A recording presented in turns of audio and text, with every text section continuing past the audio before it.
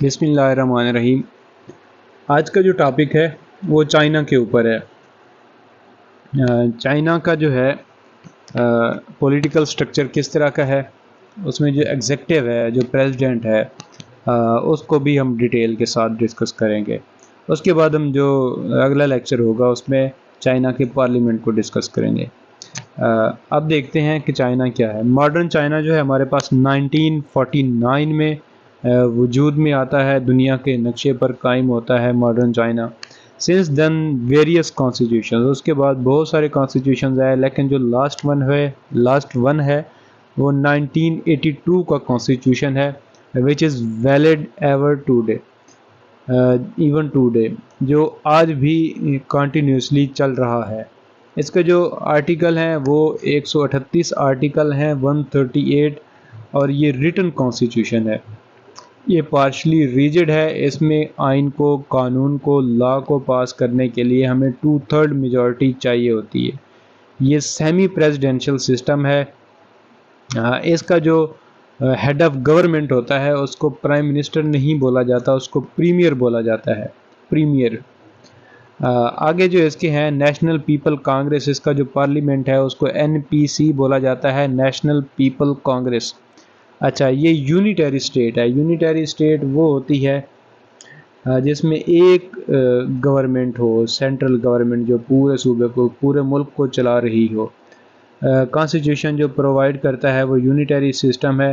One party system اس کے اندر ہے، چائنا کے اندر، but other parties are not banned. دوسری پارٹیز بین تو نہیں ہے لیکن ان کو اختیارات نہیں ہیں، ان کی پاپولیشن نہیں ہے، ان کے پاس لوگوں کی طرف سے ان کو سپورٹ بہت کم ہے۔ سوشلسٹک سسٹم ہے چائنا کے اندر، ڈیموکریٹک سینٹرلائزیشن ہے۔ It's a government, there should be democracy but centralised decision making. یہاں پہ ڈیموکریسی تو ہے لیکن سینٹرلائزڈ ڈیسیژن میکنگ ہے۔ فنڈامنٹل رائٹس جو ہیں وہ انشورڈ ہیں پیپل کو، انڈیپینڈنس آف جوڈیشری ہے اس کے اندر، چائنا کے اندر۔ تو یہ تھا چھوٹا سا تعارف چائنا کے حوالے سے، اس کے پولیٹیکل سسٹم کے حوالے سے۔ اب آتے ہیں چائنا کے ایگزیکٹو کو ڈسکس کرتے ہیں ڈیٹیل کے ساتھ۔ اس کا جو پریزیڈنٹ ہے اس کے پاس کیا اختیارات ہیں، اس کی کوالیفیکیشن کیا ہے، اس کی ٹرم کیا ہے، اس کے الیکشنز کس طرح ہونی ہیں، اس کی لمیٹیشنز کیا ہیں۔ اس کے بعد ہم نے اس کی پاورز کو ڈسکس کرنا ہے۔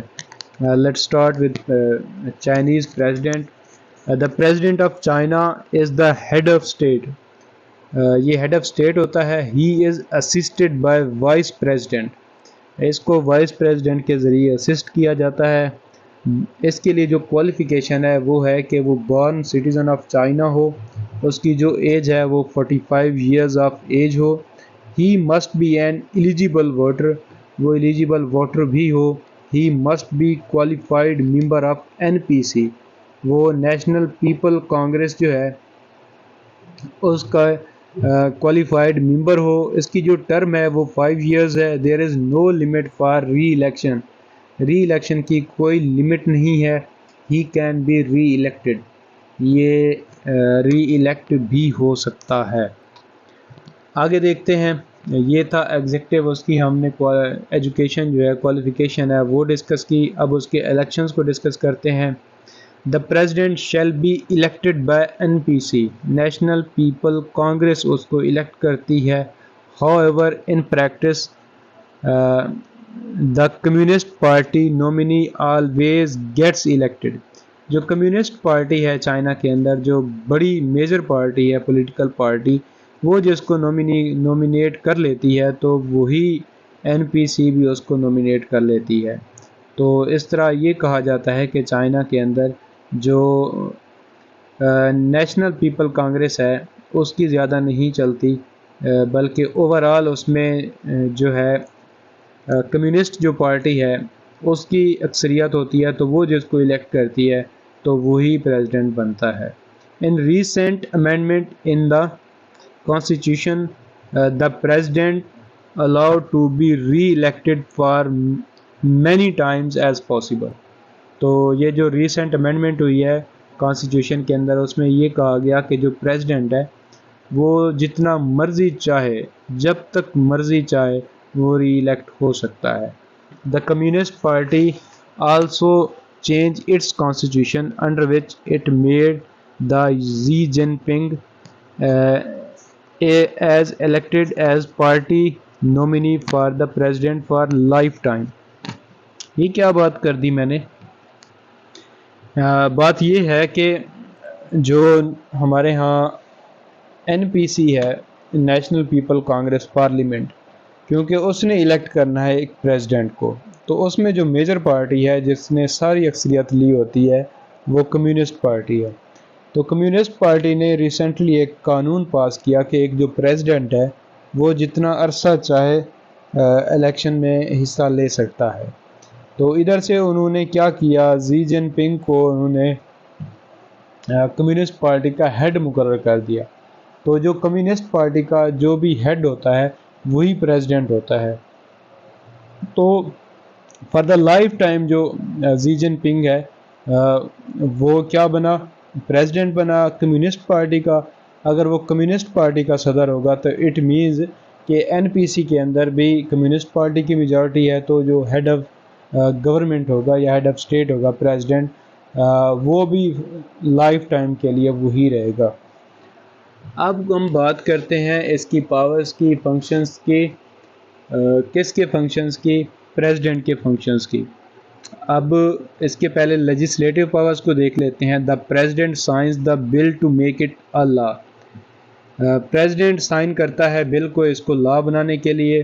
ان pursuance of decision of N P C and its standing committee he give annual address to N P C. وہ این پی سی کو اینول ایڈریس بھی کرتا ہے، اس کو خطاب بھی کرتا ہے. اب اس کی ایگزیکٹو پاورز کے اوپر آتے ہیں. In pursuance of decisions by NPC and its standing committee, the President appoints the Premier, Vice Premier, State Councils and Executive Officials. In same process he can remove them. اچھا، ان کے behalf پر N P سی کی اور standing committee کے behalf پر جو president ہے وہ appoint کرتا ہے پریمیئر کو، وائس پریمیئر کو اور دوسرے اسٹیٹ کونسلرز جو ہوتے ہیں اور جو ایگزیکٹو آفیشلز ہوتے ہیں سب کو اپوائنٹ کرتا ہے. تو یہ ہیں ایگزیکٹو پاورز پریزیڈنٹ کی. اب ہم آتے ہیں ملٹری پاورز کے. In pursuance of decision of N P C and its standing committee he can appoint military officials the members of central military commission. He is also commander in chief of arm forces and mobilised troops. یہاں پہ بات یہ ہوئی کہ N P سی اور standing committee نے جو decision کیا ہوا ہے اس کے بیہاف پر جو پریزیڈنٹ ہے وہ ملٹری آفیشلز کو اپوائنٹ کرتا ہے.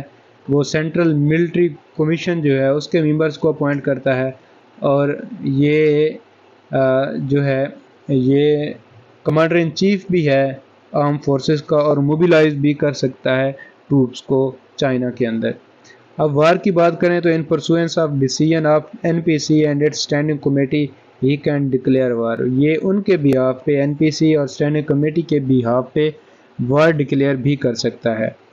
اب ڈپلومیٹک پاورز کی اگر بات کریں، in pursuance of decision of N P C and its standing committee the president has power to appoint other diplomat and ambassadors and also sign treaties. تو یہ ڈپلومیٹک پاورز ہیں پریزیڈنٹ کی. کیا powers ہیں کہ وہ جتنے بھی ڈپلومیٹس ہیں ان کو بھی اپوائنٹ کرتا ہے اور امبیسڈرز کو اپوائنٹ کرتا ہے اور میجر ٹریٹیز جو ہیں ان کو بھی سائن کرتا ہے. کس کے بیہاف پہ؟ اسٹینڈنگ کمیٹی کے بیہاف پہ اور این پی سی کے بیہاف پہ. تو یہ تھا چائنیز پریزیڈنٹ، جس میں ہم نے اس کے کوالیفیکیشن کو ڈسکس کیا، ٹرم کو ڈسکس کیا، اس کی ایج کو، لیمیٹیشنز کو ڈسکس کیا. پھر ہم نے اس کے الیکشنز کو ڈسکس کیا کہ کس طرح الیکشنز ہوتے ہیں. پھر ہم نے اس کی پاورز کو، فنکشنز کو ڈسکس کیا، ڈیوٹیز کو ڈسکس کیا، لیجسلیٹو پاورز کو ڈسکس کیا، ایگزیکٹو پاورز کو ڈسکس کیا، ملٹری پاورز کو ڈسکس کیا، وار کو ڈسکس کیا اور ڈپلومیٹک پاورز کو ڈسکس کیا. تو یہاں پہ چائنیز پریزیڈنٹ جو ہے وہ اس کا ٹاپک مکمل ہوتا ہے. انشاءاللہ اگلے لیکچر میں ہم ڈسکس کریں گے چائنا کے پارلیمنٹ کو، این پی سی کو، نیشنل پیپل کانگریس کو. تو اس کے بعد انشاءاللہ ہم پاکستان کے کانسٹیٹیوشن کو، پاکستان کے پولیٹیکل سسٹم کو ڈسکس کریں گے. اب مجھے دیجیے اجازت، اللہ حافظ۔